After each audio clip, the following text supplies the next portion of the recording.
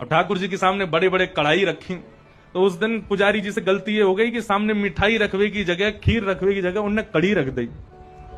कढ़ी रख दी, कढ़ी के पीछे चावल रख दिए, चावल के पीछे मिष्ठान रखा और सब सजा दिए सामने। और सजा करके रसोई घर की किवाड़ लगा के 45 मिनट का भोग लगता है। 45 मिनट के लिए पुजारी जी चले गए। 45 मिनट बाद जैसे ही पुजारी जी भीतर आए तो क्या देखा, सिंहासन पर ठाकुर जी है ही नहीं।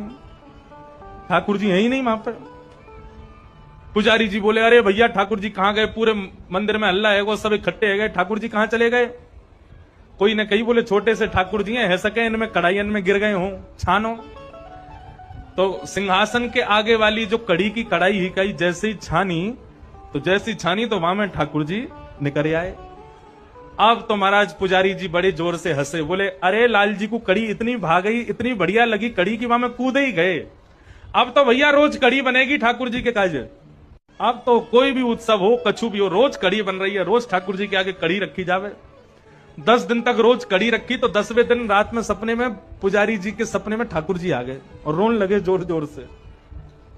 पुजारी जी बोले, ठाकुर जी रो काई को रहे हो? बोले मैं यहां मारे रो रहा हूं, तुम रोज कड़ी को भोग लगा रहे हो। बोले मैं तो यहां मारे लगा रहा हूं, बाद में आप कड़ी में कूद गए, इतनी बढ़िया लगी कि वहां में डूब ही गए, तो हमको लगी कड़ी ज्यादा पसंद आ गई है, तो रोज कड़ी को भोग लग रहा है। ठाकुर जी बोले, अरे मैं कड़ी खावे को ना कूदो, तो फिर काय को कूदे? बोले तुमने खीर दूर रख दी, मैं तो खीर खावे जा रहा हूं, बीच में कड़ी पड़ गई, सुबह में गिर गो। अब तुमको लगी कि मुझको कड़ी पसंद है तो रोज कड़ी को भोग लगा रहे हो। भैया मैं तो खीर खावे जा रहा हूं। फिर पुजारी जी ने क्षमा मांगी, अरे हमसे अपराध है गयो। तब से फिर ठाकुर जी को मिठाई आगे रखी जाए, वाके पीछे नमकीन सामग्री रखी जाए।